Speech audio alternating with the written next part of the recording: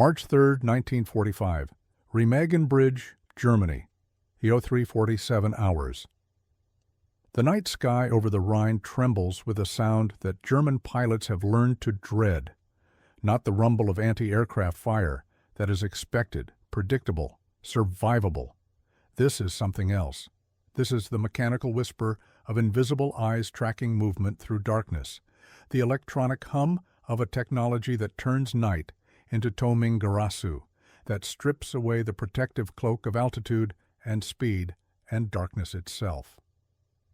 Oberleutnant Klaus Hartmann banks his Messerschmitt Me 262 jet fighter hard to starboard, diving from 8,000 meters, his target the critical bridge the Americans have miraculously captured intact. His orders are absolute: destroy the bridge at any cost. His confidence is absolute. No anti-aircraft gun can track a jet at this speed, in this darkness, through the smoke and chaos of battle. He is wrong. The first 90mm shell detonates 40 meters from his aircraft, close enough that the concussion cracks his canopy. The second shell arrives 3 seconds later, closer. The third shell, the one he never sees, tears his aircraft apart at 03:48 hours. Klaus Hartmann dies without understanding what killed him, without comprehending that he has been shot down not by human reflexes or visual acquisition, but by mathematics, by radio waves, by a machine that sees in frequencies his eyes cannot perceive. 200 meters below, in a muddy field ringed by hastily dug revetments, an American technical sergeant named Robert Chen watches the radar scope of an SCR-584 unit with the focused intensity of a chess master studying an endgame. The circular green screen displays a bright pip moving at impossible speed, 540 kilometers per hour, faster than any conventional aircraft can fly. But the SCR-584 tracks it effortlessly, updating its position 30 times per second, calculating range, bearing, altitude, rate of climb, projected trajectory. The data flows automatically to the 90mm anti-aircraft guns positioned in a defensive ring around the bridge. The guns swivel and elevate without human intervention, guided by electrical servos receiving continuous corrections from the radar. When the guns fire, they are not aiming at where the aircraft is. They are aiming at where the aircraft will be when the shells arrive. The mathematics are perfect. The result is inevitable. On Chen's radar scope, the bright pip fragments into smaller pips, then fades entirely. He marks the kill dispassionately on his logbook, the 47th aircraft destroyed by his unit in the past week, and returns his attention to the scope. There are more pips approaching from the north. This is not a story about heroism, though heroism was present. This is not a story about bravery, though brave men died in the darkness over Remagen. This is a story about the death of certainty, about the moment when German military confidence encountered American technological supremacy and discovered that all their assumptions about aerial warfare had become obsolete. The Luftwaffe had once been the most feared air force in the world. By March 1945, it was being systematically annihilated by machines that German pilots could not see, could not evade, could not comprehend. The SCR-584 radar system represented a technological leap so profound that it fundamentally altered the physics of air defense. German pilots who had survived years of combat, who had mastered every evasion technique, every tactical doctrine, every lesson written in the blood of their comrades, found themselves dying in numbers that defied explanation. They did not know about the SCR-584. German intelligence had fragmentary reports of improved American radar, certainly, but nothing that suggested the true nature of what they faced. They died in ignorance, shot down by a weapon system so advanced that it would remain partially classified until the 1960s. The story of the SCR-584 begins not in the smoke and thunder of war, but in the quiet laboratories of MIT's Radiation Laboratory, established in October 1940, with the explicit purpose of developing advanced radar systems for military use. The scientists and engineers recruited to this effort were among the finest minds in America: physicists, electrical engineers, mathematicians, many of them plucked from academic careers to work on problems that existed at the bleeding edge of electromagnetic theory. Their mandate was ambitious to the point of seeming impossible: create a radar system capable of tracking fast-moving aircraft with sufficient precision to direct anti-aircraft fire without requiring visual acquisition of the target. Previous radar systems could detect aircraft at range, but their accuracy was measured in hundreds of meters. You could know that an aircraft was approximately over there, but not precisely where there was. For searchlight direction, this was adequate. For anti-aircraft fire, it was useless. Shooting at an aircraft moving at 400 kilometers per hour with shells that take 20 seconds to reach altitude requires knowing the target's position to within a few meters. Any error in tracking translates to a miss by hundreds of meters. The technical challenges were formidable. Radar accuracy depends fundamentally on wavelength.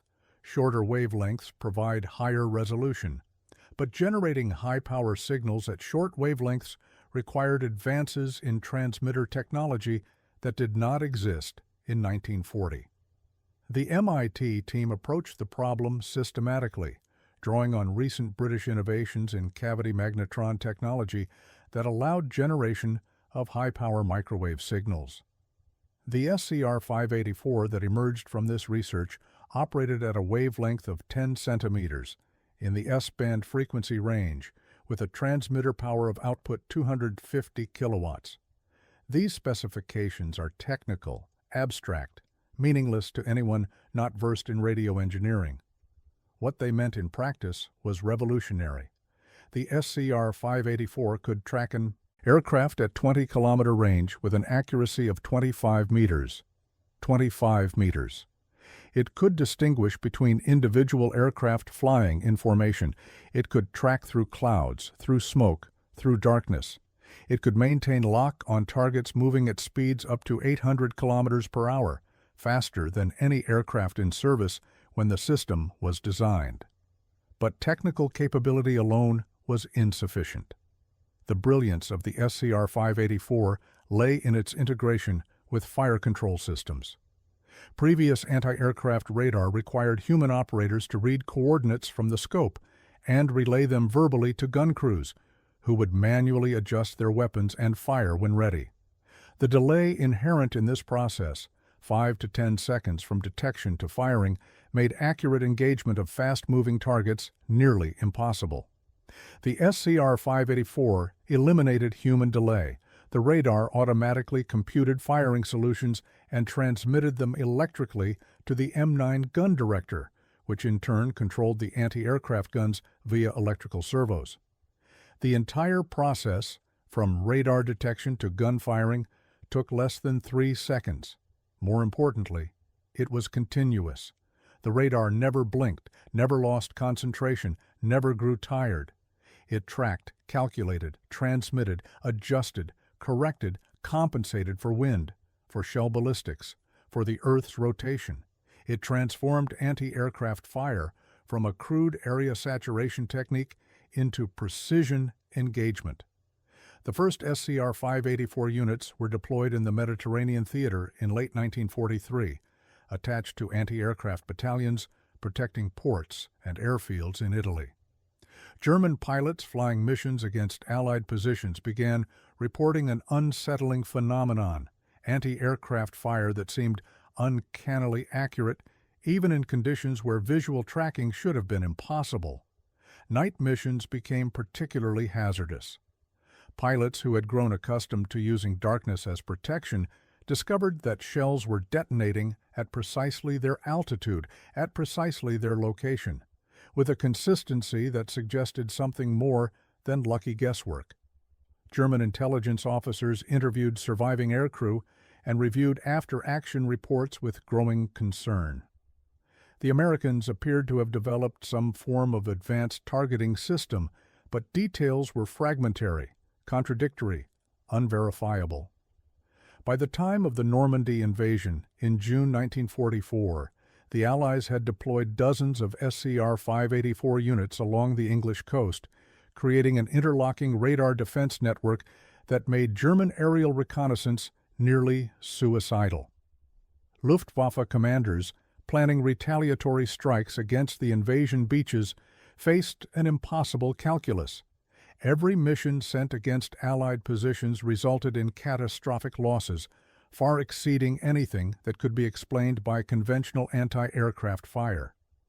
A German after-action report from July 1944, captured after the war, describes a night raid by 18 Junkers Ju-88 bombers against shipping off the Normandy coast. 12 aircraft failed to return. Of the 6 that survived, 4 were damaged. The attack accomplished nothing. The report's author, a Geschwader Commodore with 2 years of combat experience, concluded with barely concealed despair, enemy air defenses demonstrate capabilities beyond our current understanding. Recommend suspension of night operations until countermeasures can be developed. No countermeasures were developed because the Luftwaffe never fully understood what they faced. German radar technology, while sophisticated in its own right, had followed different developmental paths. German engineers had invested heavily in long-range early warning systems and short-range gun-laying radars, but nothing comparable to the integrated fire control precision of the SCR-584. More critically, by 1944, Germany lacked the industrial capacity and scientific manpower to catch up. The cream of German physics was dispersed across multiple weapons programs, jet engines, V-2 rockets, atomic research, while Allied bombing disrupted production and destroyed research facilities. The technological gap widened with each passing month.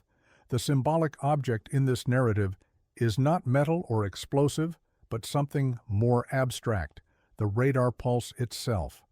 Invisible, inaudible, imperceptible to human senses, the radar pulse represented the extension of human perception into electromagnetic frequencies that evolution never equipped us to detect.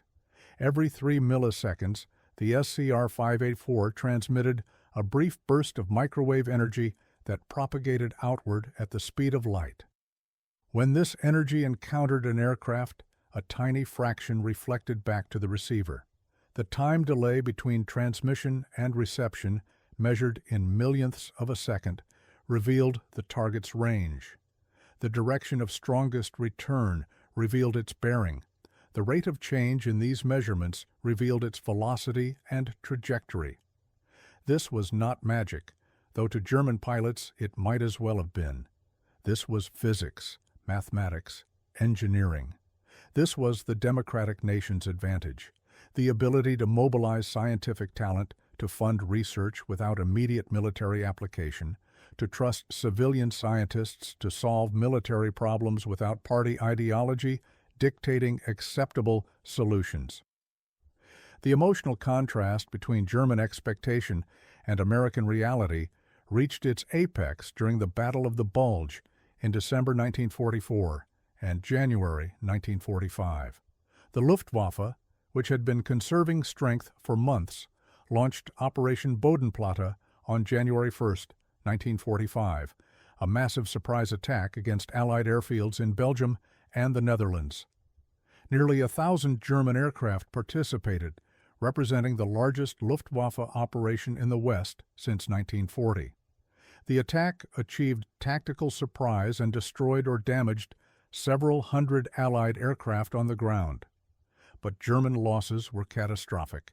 Over 300 aircraft shot down, including many experienced pilots who could not be replaced.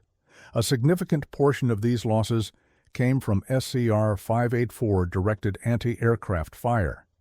German pilots, expecting to face conventional defenses during their low-altitude strafing runs, instead encountered defensive fire of stunning accuracy. Aircraft were hit while flying at treetop level at high speed, through conditions that should have made visual tracking impossible.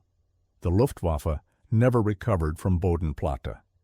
Not because of the aircraft losses alone, but because the operation demonstrated that massed aerial attack, the foundation of German air power doctrine, was no longer viable against American technology.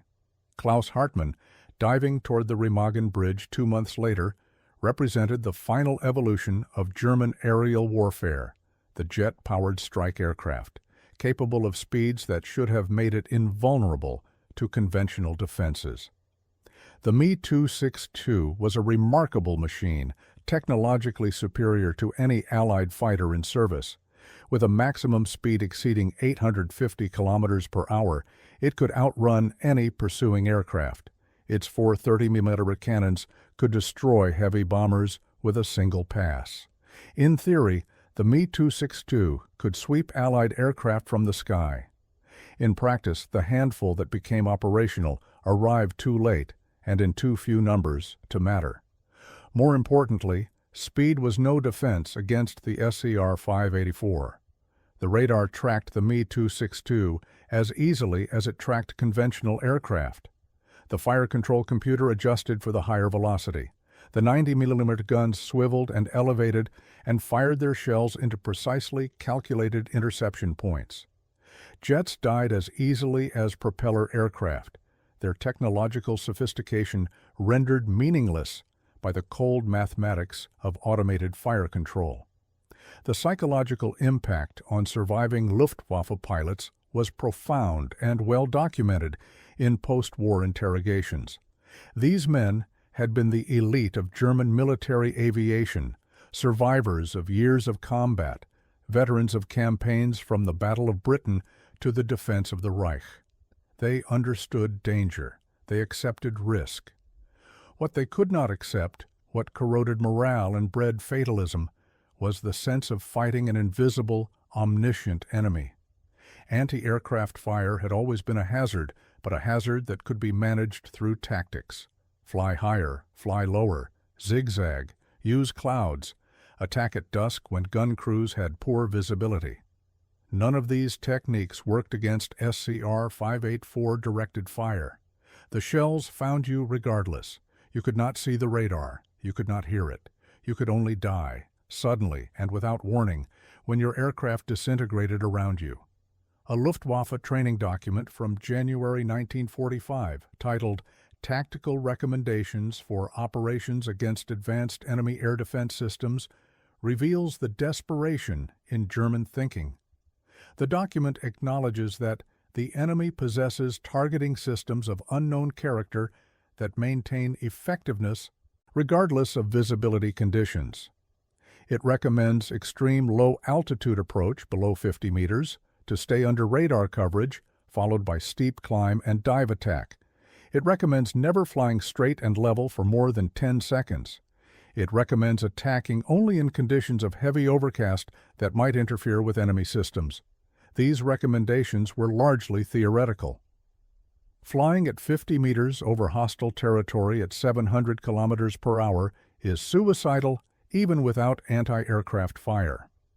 The document's final section, titled Mission Survivability Assessment, estimates that aircrews have a 70% probability of loss within 5 combat sorties. This was not a training manual, it was an elegy. The numbers tell the story with brutal clarity.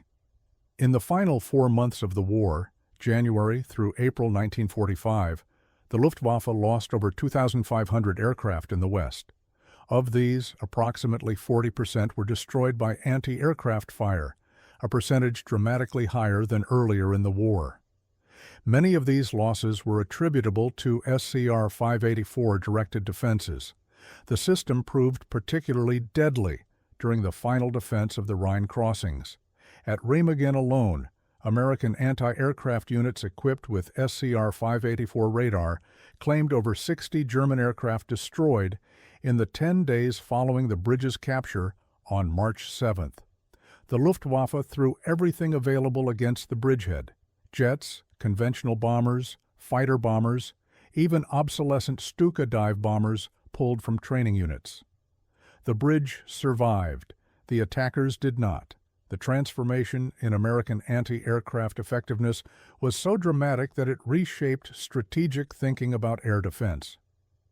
before the SCR-584, defending a point target like a bridge or port facility required massing dozens of anti-aircraft guns to create a barrier of exploding shells that aircraft had to fly through, hoping that sheer volume of fire would produce kills through random probability. This was wasteful and only marginally effective. The SCR-584 changed the equation. A single battery of 6 90mm guns, properly directed, could deny airspace out to 15 kilometers with near certainty of killing any aircraft that entered the engagement envelope. The force multiplier effect was staggering.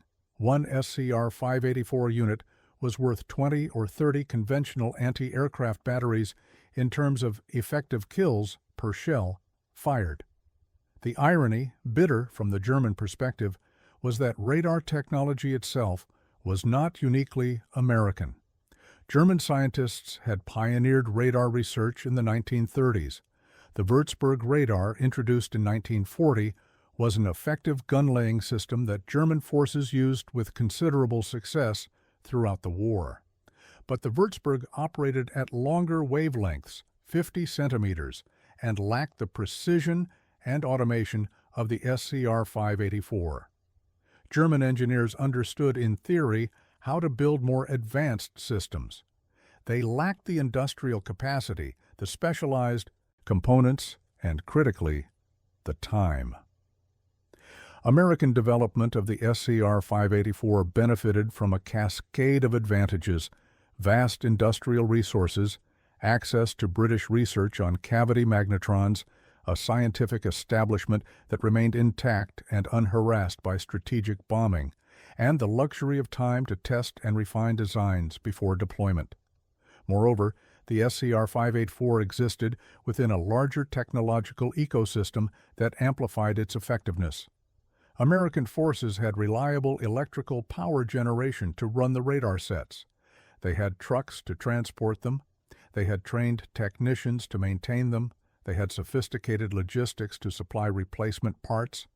They had secure communications to coordinate multiple radar stations into integrated networks. German forces, by late 1944, were struggling with fuel shortages, transportation breakdowns, and the constant degradation of infrastructure under Allied bombing. Even if Germany had possessed equivalent radar technology, which it did not, deploying and sustaining such systems in the field would have been problematic. The recurring symbol of the radar pulse, invisible yet omnipresent, becomes a metaphor for the nature of American technological warfare. German military tradition emphasized visible, tangible forms of power: the tank, the artillery piece, the dive bomber with its screaming siren. These were weapons designed to intimidate as well as destroy, to project power through physical presence. American technology increasingly operated in invisible spectrums: radar waves, radio communications, electronic countermeasures. The SCR-584 never announced itself. It never presented a visible target. It simply watched, calculated, directed. Enemy aircraft fell from the sky as if struck by divine judgment. The psychological effect of fighting such an enemy whose most dangerous weapons operated beyond human perception, cannot be overstated. Robert Chen, the technical sergeant monitoring his radar scope at Remagen, represented a new type of warrior. He had never seen most of the aircraft he helped destroy. He did not know their pilots' names or backgrounds. He felt no particular animosity toward them. His job was technical, precise, emotionally detached: maintain the radar in operational condition, interpret the scope accurately, ensure proper calibration. When aircraft died, they appeared on his scope as fragmenting pips, visual representations of electromagnetic returns, abstractions of metal and fire. This psychological distance between killer and killed, mediated by technology, was characteristic of modern industrialized warfare. But it was particularly pronounced in radar-directed air defense. Chen was not pulling a trigger, he was reading instruments.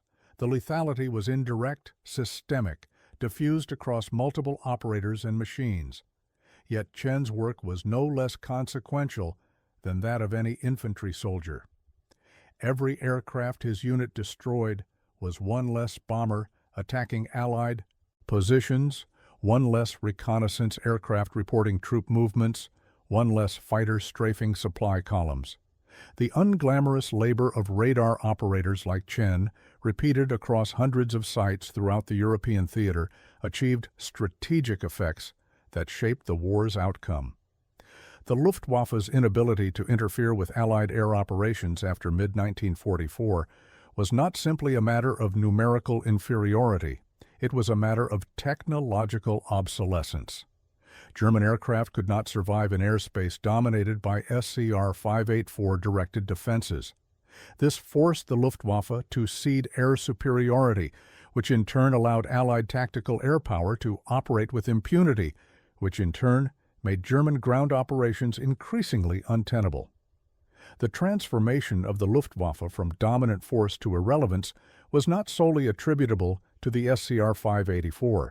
The appearance of long-range escort fighters like the P-51 Mustang, the overwhelming numerical superiority of Allied air forces, the destruction of German aviation fuel production, all contributed. But the SCR-584 played a disproportionate role precisely because it attacked German air power at its most fundamental level.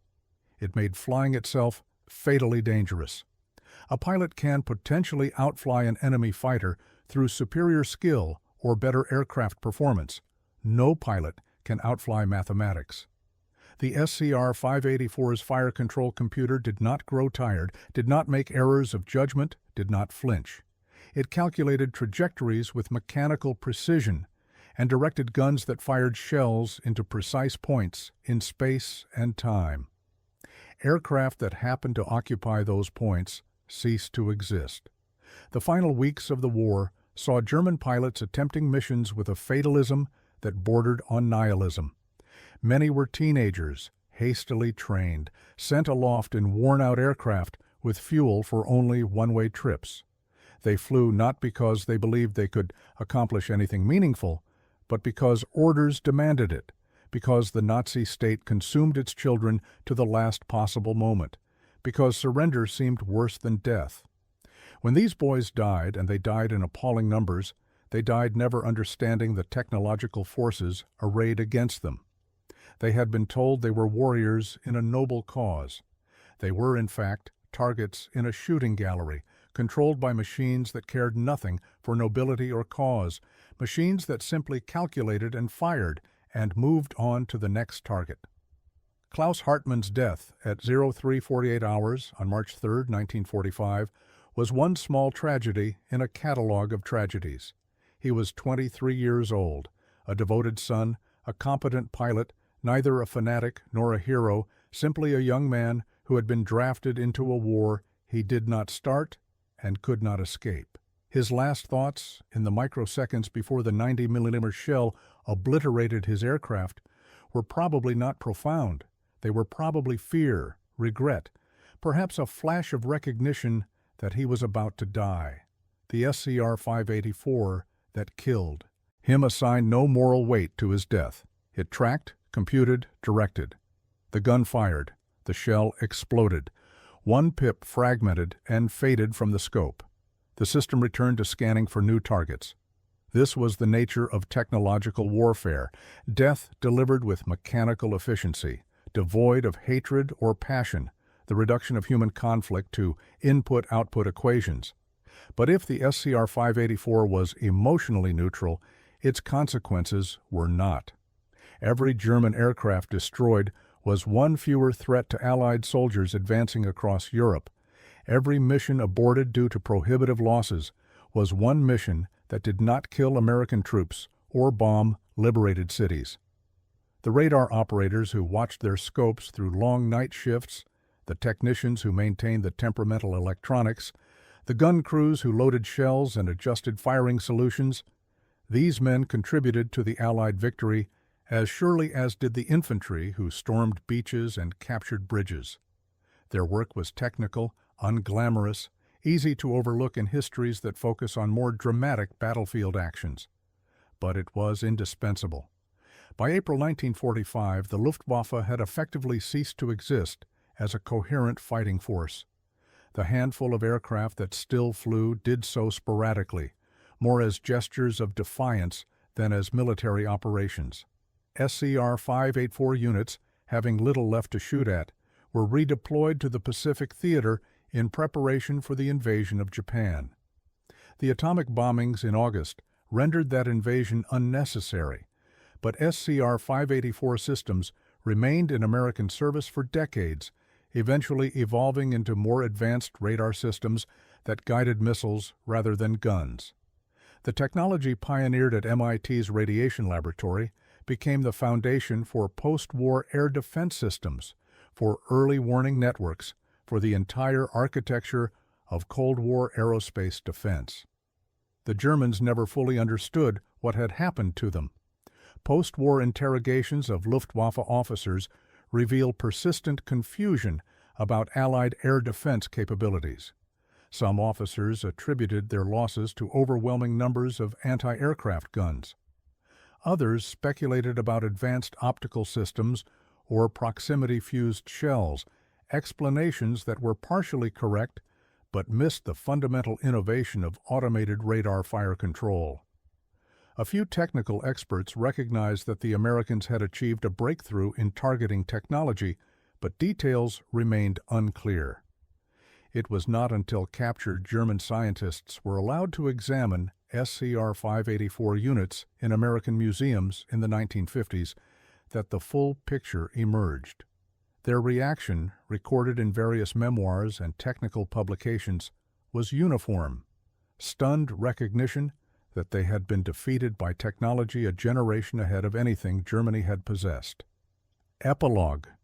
There is a display at the National Electronics Museum in Linthicum, Maryland, featuring a partially disassembled SCR-584 radar unit. The device is surprisingly compact. The main antenna is only 2 meters in diameter and, to modern eyes, looks primitive, all vacuum tubes and mechanical servos and analog displays. Visitors pass by without much interest, perhaps glancing at the explanatory placard that describes the system's specifications in dry technical language. There is nothing viscerally dramatic about the display. No blood, no shattered metal, no visible evidence of the thousands of human beings whose lives ended because of what this machine could do. But if you understand what you are looking at, the display becomes something else: a tombstone, a memorial, an artifact of the moment when warfare shifted irrevocably into the electromagnetic spectrum. The SCR-584 represented not just a technical achievement, but a philosophical transformation in how democracies wage war. It demonstrated that free societies, which Germans had dismissed as soft and undisciplined, could mobilize scientific genius to produce weapons of stunning sophistication. It proved that the open exchange of ideas between British and American researchers, between academic scientists and military engineers, between different institutions and competing corporations, could accelerate innovation beyond what centralized authoritarian systems could achieve. The radar pulse, invisible and silent, became the symbol of this transformation. Every 3 milliseconds, the SCR-584 announced its presence in frequencies only machines could perceive. To German pilots, this made it supernatural, incomprehensible, terrifying. But there was nothing supernatural about it. It was physics, mathematics, engineering. It was the product of hundreds of minds working collaboratively on problems of extraordinary complexity. It was the democratic advantage, not ideological fervor or racial purity or martial tradition, but the ability to harness scientific talent without regard for political orthodoxy, to fund research without demanding immediate returns, to trust that civilian scientists working with relative freedom would produce results that military hierarchies could not. Klaus Hartmann died because he flew for a regime that valued ideology over empiricism, that purged Jewish scientists, that subordinated research to party doctrine, that squandered limited resources on prestige projects rather than systematic technology development. He died because the society he fought for could not match the scientific and industrial capacity of the societies he fought against. His death was not noble or meaningful.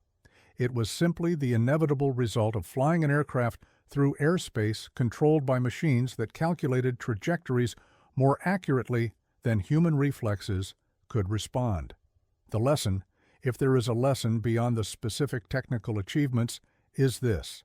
In industrial age warfare, technological superiority matters more than courage, more than tactical skill, more than battlefield heroism. The SCR-584 did not replace brave soldiers. Courage remained necessary, but it changed the nature of what courage could accomplish. A pilot of supreme skill, flying the finest aircraft, employing perfect tactics, could still be killed by mathematics. A radar pulse traveling at light speed, a computer calculating trajectories in real time, a gun firing shells to precisely computed coordinates. These created a form of warfare where individual excellence became insufficient. This is the larger truth about freedom and abundance that the SCR-584 represents.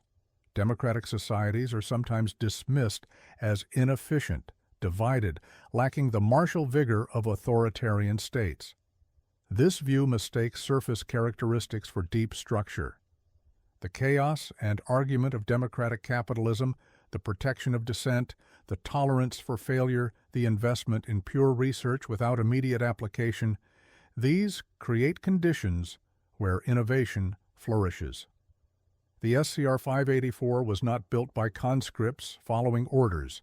It was built by scientists who were free to question assumptions, to experiment, to collaborate across institutional boundaries. It was deployed by soldiers who understood, at least dimly, that they were fighting for a system that valued their lives enough to develop technologies that might bring them home alive. The German pilots who died never knew the name SCR-584. They died without understanding what killed them. But their deaths testified to a truth that transcended any individual technology, that free societies, when threatened, possess reserves of innovation and productivity that closed societies cannot match. The radar screen that tracked their final moments was not just a military instrument. It was proof that democracy, for all its flaws and frustrations, creates conditions where human ingenuity can flourish in ways that totalitarianism cannot replicate. The bright pips on Robert Chen's radar scope, fragmenting and fading one by one, marked not just the destruction of aircraft, but the death of German illusions about technological supremacy. Each vanishing pip was an argument, written in electromagnetic waves and exploding shells, that freedom produces not weakness, but strength, that abundance flows from systems that reward innovation, that the chaotic democracy the Germans had mocked possessed weapons they could neither match nor comprehend. The radar pulse, invisible and omnipresent, swept across the night sky in expanding circles, seeing everything, forgetting nothing, converting human lives into coordinates and trajectories and probability calculations, the cold mechanical heart of democratic warfare beating at 300 pulses per second.